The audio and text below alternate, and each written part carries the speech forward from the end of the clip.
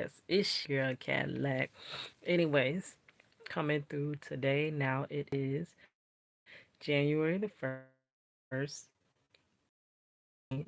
Girl, how did I get to the first? The first and the 15th. It is January the 15th.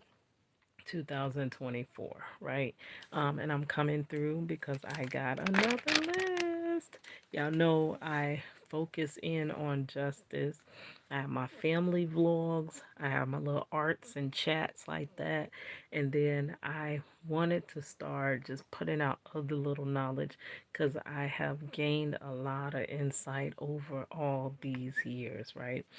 And one of the things that had been a thorn and my side is narcissistic and energy from so many different sources. Like I told you, it can come from your job, it can come from our social structure. The reason why I struggle so hard um, with being a prison wife and with defending your husband to DOC and stuff, all that stuff they got going on, and defending his case and stuff is because the system itself is narcissistic, right? And it hides behind a mask of keeping us safe, right? So a lot of the stuff that they do gets overlooked because they, you know, so, narcissistic energy everywhere within, whether it's family, friends, work settings, it becomes a lot. It takes a lot away from your life. It takes a lot of watching and divulging a lot of content about narcissists because at first I thought I was just crazy. Something wrong with me. It's me. But anybody that, have been in these types of relationships realize that's normal, that you start to think it's you. And but it's not really normal for it to always be you. How could you, when you're in a relationship, it's always your fault? Like that's not normal.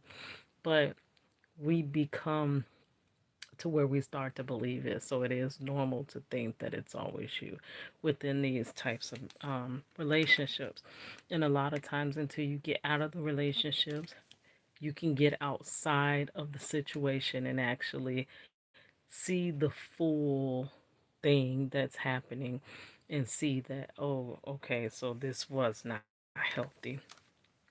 Anyways, tonight I do have 10 things that narcissists say that piss you off. Girl. Okay, so let's just get right into it. You and me are just alike. Can't you, girl, that is irritating as all jail. And jail is hell. So I meant jail. That is irritating because it's like, hold on, how we alike? You doing some off the wall crazy stuff that I would never do. Like, how are you constantly saying we're just alike? No, we're not. If you really want to call a thing, we're just the opposites. Like, we're on completely different sides of the fence. But that will just get up under your skin when they say that. Okay, you remember when this and that and that and this? You don't remember so and so was right there when it happened. So this is when they're bringing up an occurrence of a situation and they're like, you don't remember that? Like almost like it's when they're trying to say even like almost like even you agreed to it or even you remember this happened. It's like trying to bring a remembrance of something that you like, girl, did that even really happen? I don't know, I don't remember that. But because they sound so sure and convincing, it's gonna gaslight you to think that you're just crazy and this really did happen. And then when like at the end when they throw that witness in there that could appear or could not, they could just reference a witness. It makes it seem like it's at least two against one. So that just really makes you want to grind your teeth when they say that. Okay, it's not just me. Other people say that about you. You too. I'm sorry, hold on, let me say it over. It's not just me. Other people say that about you too. and then never tell you who said that. So that again is back to creating that witness that agrees with that person, with the narcissist, about what's going on, and you are that way, or you do this, or you do that. It's like agreeing with them. So it's again that situation where it's at least two against one. But again, they never really reveal who this hidden witness is that agrees with them. That also is a form of, if you do study and like kind of get into this learning of these relationship dynamics, that's also a part in triangulation, where the parts are against you. So you're one point on the triangle, and it's that person and that person both against you. So it's two against one, you're out, right? So you're wrong, and I'm right because I have this invisible witness with me. Okay. See, you didn't hear what they just said, and you respond, yeah, and proceed to verbatimly recite what the person just said, what so and so just said. And they say, no, you didn't hear correctly. So that it is again a way to, it's another form of gaslighting. It is making you doubt what you just seen or you just heard with your two ears. You heard it, you saw it, but they're trying to make it seem as though, no, that's not what you just heard. No, that's not what you just saw. And it again makes you doubt yourself. The more in these relationship dynamics you doubt yourself, the more, if you don't know what happened, then you have to take their witness of what happened, right? Their account of what happened becomes your reality because you're starting to doubt yourself. And again, these people seem so freaking convincing because think about it, how convincing they are. Who would be doing all that if they're wrong, right? Who would go through all of those measures to prove themselves right if they're really wrong? Like nobody would take those measures. But again, that's what it's like. You know what just happened. Your memory ain't that short. This just happened a few seconds ago, or you're hearing as they're speaking, and you know how to analyze. And that's what I had to realize. I know, I hear.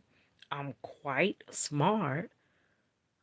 I'm very intuitive, so I'm not going to question what I heard. I know what I heard.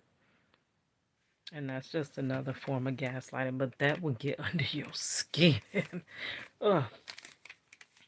And I don't know if I have this on here, but another thing that gets under my skin is when you know you're right and there's other people around and you're like, didn't that just happen? And they all just sit there and just look at you like, nobody says a darn thing. Nobody stands up and say, yes, that just happened. Or yes, that was what was said. You have no witness, so it just becomes where it's just your word against that person's word. But that person, the bystanders, they know.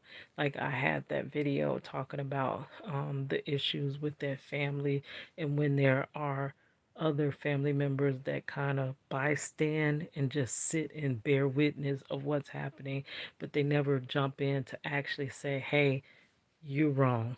Hey, you're right. They never call it, right? And in that case, you never fully bury the situation. You try to bury it, but it's not dead. It's still a live situation that you just buried and it's going to rise back up, right? Well, you attempted to bury. Okay. Another one. I never said that. Now you can know good goddamn well just what that person said, and they gonna tell, I ain't say that. I that wasn't me. I ain't say that. They'll probably follow up with you said that, because they always spin the wheel and turn it back on you. Okay, here's another one. You make me feel bad. And I got a little side note that says, as if they know how to feel bad.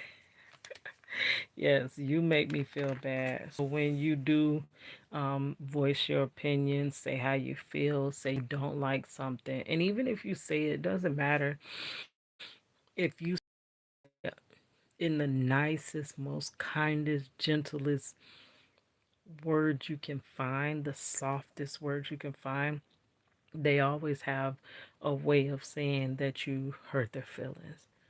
I'm like, your feelings got to be super goddamn fragile. And for me, I'm not the type of person that goes out and find um dagger like speech to hit you with. I just kindly, and I talk very slowly so I can think about every word that is about to come out my mouth, and somehow they make you feel like you're always saying the wrong thing. You're always just hurting their feelings. So that's another one of those things that just gets under your skin. You like, huh? Anybody else would have just cussed you out. But rather than me cussing you out, I'm trying to find the softest words possible to portray what I'm feeling, but also let you know that, hey, I'm not cool with that. Okay.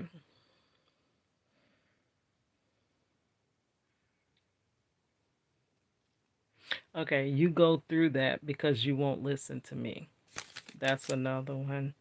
It's like, within these dynamics, narcissistic dynamics, they believe that they're all knowing. They know everything there is to know about every subject, every topic, everything under the sun, all knowing, almost like God. And when you decide to, like, I feel like I can take advice, but I mean, I can listen to your advice, but if I don't want to follow your advice, then I mean, you should be okay with that because it's like advice is just kind of lent to a person. They don't have to accept your advice. They can listen to it, but ultimately, any decision made is going to affect their lives. So if they go off and, like for me, when something happens, I collect information. I do listen to people that have been through things, that have been where I'm like, I'm trying to give y'all advice if y'all have not been into a relationship like this, or if you're in a relationship like this and you're trying to figure it out. Because, like me, I just thought I was crazy. And girl, I know I'm not crazy now. This is a thing, and it'll keep you cycling. It'll keep you stalled in your life. So I'm just trying to give those tools to move forward, right?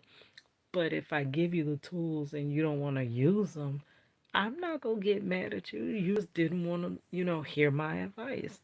But they would tell you, if you didn't listen, if you had to listen to me, then this would have happened and that would have happened.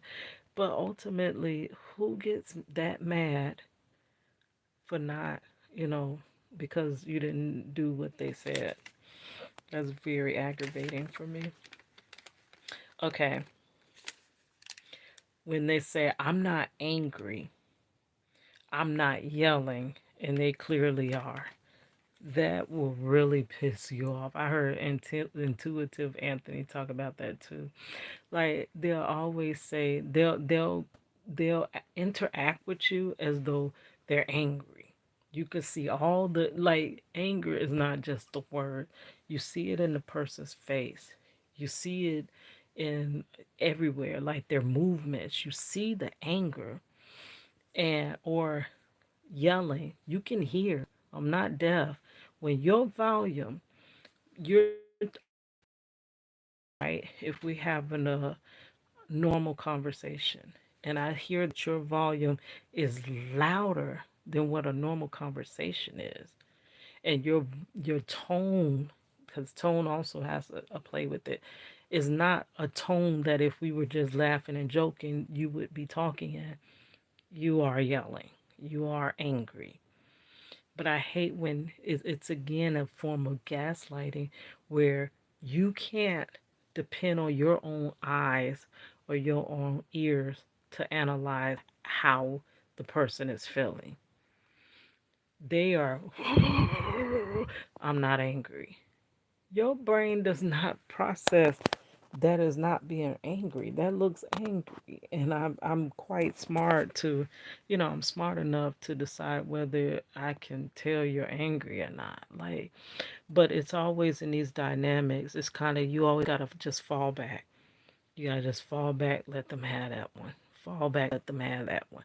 Fall back, let them have that one. But if you stay in these relationships long enough, you start to distrust yourself. And that's the bad part. You always trust them, but then you don't trust yourself. Okay. You let people walk all over you. So now there's a situation and you are wronged or something. Sometimes it's a small thing, like it could be the clerk at the store did something or they cheated you out of a dime or something like that. And they'll say, if they witness it, they'll say, see, that's because you let people get away with it, or you let people do that. That's why you go through that. I cannot stand that, because the elephant in the room is that you let that narcissistic person get away with so much that you should have held their feet to the fire about. And you chalk it up, you be the bigger person, you try to leave it alone. But the elephant in the room is, we should have addressed that situation with you too. So how you gonna tell me that I am being too, letting people get away with stuff, and you clearly know that I'm letting you get away with what you're doing, with the way you're acting, the way you're treating me, the way you do this and that behind my back, but then you in my face. And ugh, that spirit, I cannot stand that spirit, that narcissistic spirit. Okay. And they say it wouldn't be me and blah blah blah. Okay. They automatically get religious on you. Okay, this is what. Okay, so this refers to when. Hold on. Let me read the whole thing. They get religious on you. Oh, when I go through, I just call on the Lord. I take it to Him and I leave it there. And when you see them going through, they do none of the above. They be going, they do not just sit there all and in peace and calm and serenity like they say they do. They gonna call you a million and one times. They gonna call this person, that person. They gonna be frantic. But then when they go back and you going through something, oh no, I just call on the Lord, knowing you don't. But that's again playing with your perception, gaslighting you to think that though you viewed them do this and that, you're going to listen to what they say of how they act in that situation. When you know, when you've seen them in that situation, or a situation that's not as bad as the one you're going through, they don't react like that. They don't react calm like that. That's just to make it, again, seem as though you're always overreacting, or you're always, that's one thing I cannot stand. Okay, when they make everything you go through much easier than what they go through. So this is like, so that's a scenario, but let me see. So the thing that they would say was like, okay, say your leg was broken, and they'll be like, oh, my stub toe is way worse than your leg. You ain't try, you talking about your leg, but try having a stub toe. A stub toe is way worse. You can't even walk with a stub toe. They'll make whatever that they are going through worse than what you're going through, so that it can seem as though They're just stronger than you. And of course, again, you're the weaker one. You're the weaker link. Because if they have to go through that much and you only have this little thing to go through and you can't get through it, it's because you're not as strong as them. So it's always making them above you. They always, in these relationships, have to be above you, which, if someone's above, someone has to be below. So if you're in these type of relationships long enough, you start to think lower and lower of yourself over time. Okay. They make everything the direct opposite of what you did. And you even think about me when all you did was think about them. So you don't hear them complaining. Okay. I got this kind of mixed up. Hold on.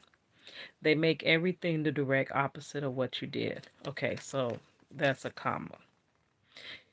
Now, this is a pretend quote. You ain't even think about me. And I'm saying when all you did was think about them. Now, for me, in these type of relationships, you got to think ahead. You already know it's going to be, this, and that. You already know if you do this, they're going to be mad about that. So you try to plan ahead what you're going to do so that you can take extra care to not, almost like they say, wake the sleeping beast. Like you don't want to anger them in any type of way. So you're trying to really, this is also related to walking on eggshells. I'm going to have to finish up soon because my phone is about to die. Dang. Okay. Yeah, it's almost like walking on eggshells, and you know that you try to do everything in your power to not um, fumble, but somehow you still fumble. And then they'll say, "You didn't even care anything about how I felt about this or that." When you know you took that's all you were thinking about. You didn't even think about how yourself felt about the situation because you're too busy worrying about them. Okay, so you don't hear them complain with all that caretaking, and with all that caretaking, they still find a way to complain. It's just always something you didn't do for them, which brings me to the next. They don't mention all the things that you did do. Now, in these such situations, it's all about you didn't do this, you didn't do that right. Oh, you didn't do that. Well, you didn't do this. But they never mention you did do this. You did do that. Oh, you went out of your way to do this. Oh, you did something for me that other people would not do. And something that I really wouldn't do for you if they were going to be truthful. But you never hear that in these situations. All you hear about is what you did not do, which again causes more negative feelings to reflect on yourself. Oh, I dropped the ball here. Oh, I dropped the ball there. And I'm telling you, after a while in it, now, when you first go through it, it probably wouldn't affect you that bad because you still know who you are. But after some years of being in these situations, you start to think you're a horrible person.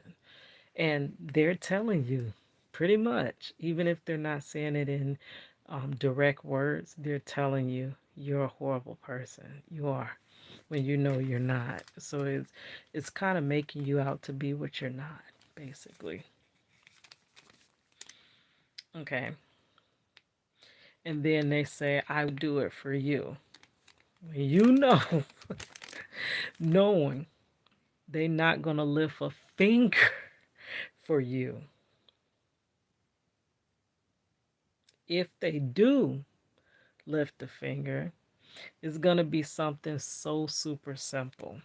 like something that any anybody would do, like almost like opening a door for somebody. Though that is a nice gesture that a person didn't have to do. If they open the door for you, you owe them. Like it's like I don't know. It's and then it they try to stack it up against anything that you have done. You could have done a whole bunch of things that take a long time to do, or it takes a lot of money to do, or it takes a lot of something to do, and they can do something small or minute or just average, and somehow they're equal to what you've done. Okay. And then you're so mean, and that's like that assassinates your character because you're completely not mean. So how is this person saying I'm mean? Or when they say you're so stupid, when you know you're not stupid. Whatever they say, it's usually gonna be, you can pick what they're saying apart, and usually the opposite of what they're saying is what you really are. Because they don't want you to have a good image of yourself. Because the more you start to build your self image in these relationships and you start to know exactly who you are, that's the more that they are not going to want to be in these relationships. You kind of got to make yourself a doormat in these situations. And that after a while it get walked over, you no longer want to be that doormat, right? So I didn't have my list quite worked out right, but that was just a quick list of things that narcissists say that just piss you off. All right, with that said, I'm about to go on to bed because my phone about to go on to bed too. So, all right, here's your girl Cadillac. Thank you guys.